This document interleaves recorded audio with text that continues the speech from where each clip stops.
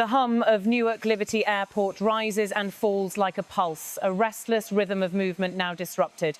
It's Friday morning and departure boards flicker with red lines: cancelled, delayed, cancelled. More than 1,200 flights across the United States have been grounded. The reason: the ongoing federal government shutdown, now the longest in American history.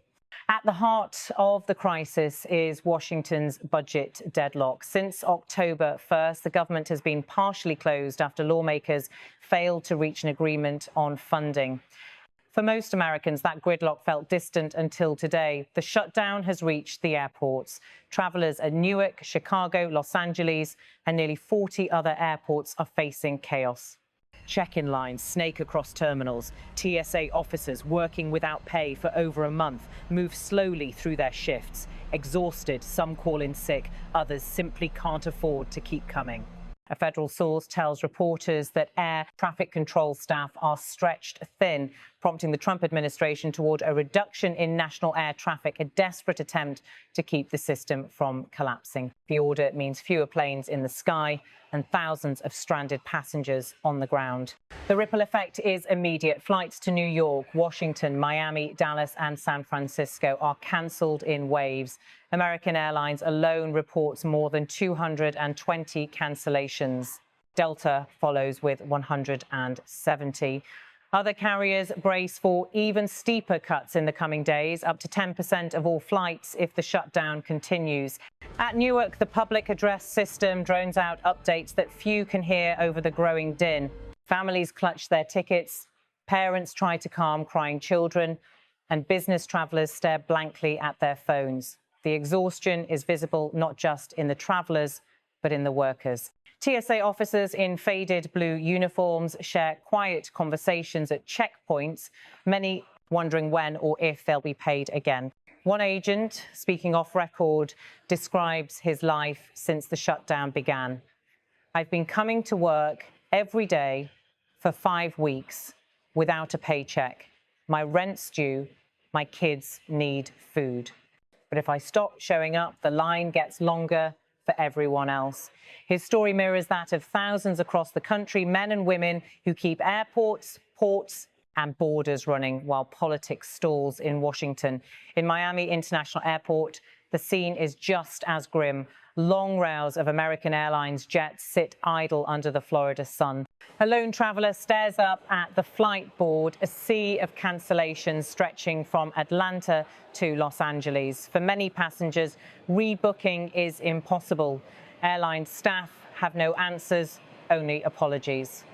Behind the scenes, airlines scramble to adapt. The Air Transport Association warns that the industry faces systemic disruption if the shutdown continues. Each day without pay means fewer controllers, more stress and mounting risk. Already, several near-miss incidents have been reported at congested airfields, raising alarms about fatigue and safety oversight. In Washington, the political blame game intensifies. The White House argues that Democrats are refusing to fund key security initiatives, forcing agencies into crisis. Democrats counter that the president is holding the budget hostage for political leverage. The result: paralysis. And the cost in lost wages, lost productivity and public frustration grows by the hour. Economists estimate the shutdown has already drained billions from the economy. Each day of closure adds roughly $1.5 billion in losses. For ordinary Americans, that figure translates to unpaid bills, postponed medical treatments, and stalled business trips. For airlines, it means grounded planes and empty gates. The chaos also exposes a deeper vulnerability: the fragile balance between private industry and federal operations. Air travel, one of the most interconnected systems in modern life, depends on invisible networks. Air traffic controllers, safety inspectors, meteorologists, and security officers, all government employees. When that system stops being paid, the entire structure begins to crack. At airports across the nation, volunteer efforts emerge. Some restaurants at terminals hand out free coffee to TSA agents. Passengers offer meals to staff. Solidarity flickers amid frustration. Yet goodwill alone can't keep the skies safe or the schedules running. As the day wears on, cancellation numbers climb. Newark's departure board resembles a wall of red.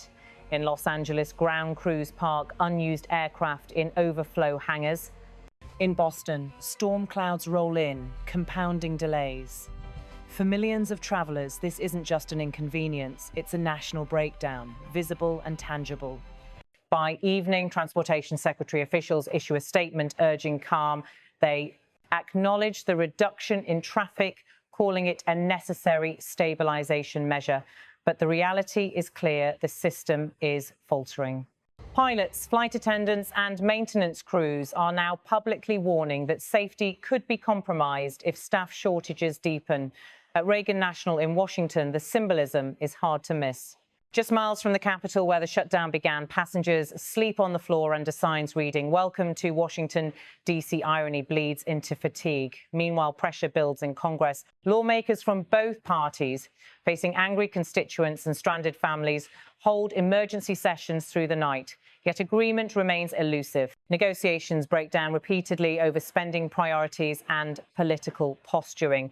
The shutdown, now entering its 6th week, has become a test of endurance for the government, the airlines and the American public. The upcoming holidays, Veterans Day and Thanksgiving, promise to make things worse. Analysts warn that unless the impasse ends within days, the entire holiday travel season could collapse into disarray. At Newark Airport, a mother holds her child close and sighs, "We just want to get home." It's a sentiment echoed by thousands waiting across terminals nationwide, weary, anxious, uncertain. The shutdown has transformed airports from gateways of connection into symbols of dysfunction. By nightfall, runways glow empty under the floodlights. The sound of jet engines fades. And in that silence, a larger question lingers. How long can a country run on standby before something more than flights begins to break down? Across America's airports, the story is the same: weary workers, stranded travelers, and a system running on fumes. For now, the lights stay on, the screens keep flickering, and the agents keep showing up, unpaid but determined. The human cost, however, grows by the hour, a reminder that when politics grounds a nation, it's the people on the front lines who pay the highest price. As dawn breaks on another day of cancellations, the crisis is no longer confined to terminals. It's a reflection of a deeper turbulence in American governance, one that no flight path can avoid and no pilot can steer clear of.